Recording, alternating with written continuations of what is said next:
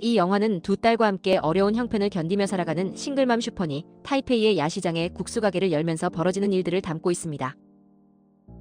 영화를 보고 왔습니다. 아마도 이 영화는 눈앞이 캄캄한 기분으로 살아가는 사람들에게 좋은 묘약이 되지 않을까 싶습니다. 이거 특급 칭찬이야. 물론 이 영화가 확실한 처방을 제시하는 것은 아니지만 제 아무리 캄캄한 삶이라고 할지라도 마음먹기에 따라서 그리고 어떤 태도로 살아가느냐에 따라서 새로운 삶이 열릴 수도 있다는 가능성을 보여주기 때문에 삶의 고통으로 눈앞이 캄캄한 사람들에겐 더할 나위 없는 묘약이 아닌가 싶습니다. 어쨌거나 이 영화는 죽어가는 존재를 다시 일으켜 세우는 힘이 있다고 감히 말하고 싶은데 마치 그것은 괴테의 희곡 파우스트에 등장하는 악마 메피스토펠리스에게 왼손을 맡긴 것처럼 흘러가지만 결국 파우스트가 그랬듯이 그런 악의 존재로 인해 끊임없이 노력하는 삶으로 탈바꿈하게 되고 또한 전통과 사회적 시선으로 위장된 여성에 대한 억압으로부터 자발적 탈출을 시도함으로써 설령 그것이 사회적 시끄러움과 부끄러움을 유발하는 일이라고 하더라도 왼손이 이끄는 뜻밖의 역사를 믿으며 타인에게 의지하기보다는 스스로 운명을 개척하는 길로 나아가고자 합니다.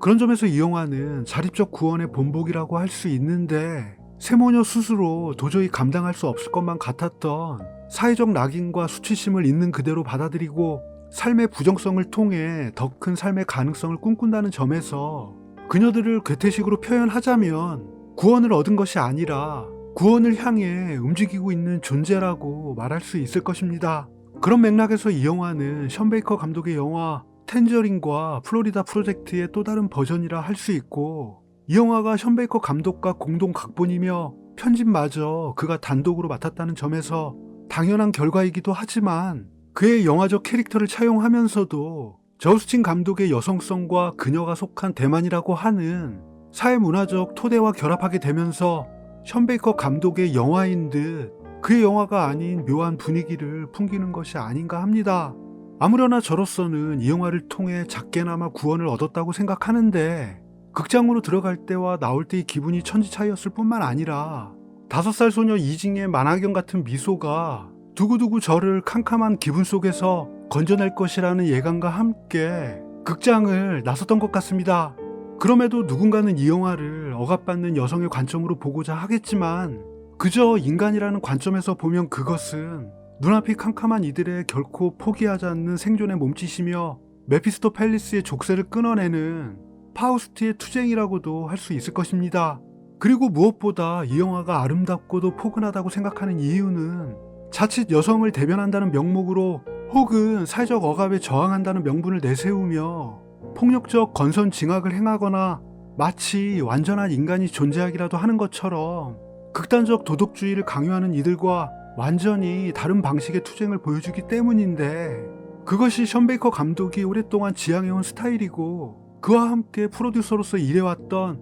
저스틴 감독이 지지하는 세계이기에 영화 속의 여성들이 성매매를 하거나 도둑질을 한다고 하더라도 그들의 삶을 함부로 재단하지 않는 것이고 비록 얼굴을 들고 다닐 수 없을 정도로 부끄러운 삶이라고 할지라도 자신의 삶을 더 나은 방향으로 바꾸고자 하는 의지만 있다면 기꺼이 응원하고 지지하고자 하는 것입니다. 그렇다 보니 이 영화의 엔딩이 다소 심심하고 시시하게 보일 수도 있지만 그 사사로운 몸짓과 표정의 변화만으로도 메피스토펠리스의 족쇄에서 벗어난 자유로움이자 삶의 회복이라고 말할 수 있으며 결국 중요한 것은 완전한 선이 아니라 계속 살아가려는 의지가 더 우선시 되어야 한다는 것을 일깨우는 장면이 아닌가 합니다.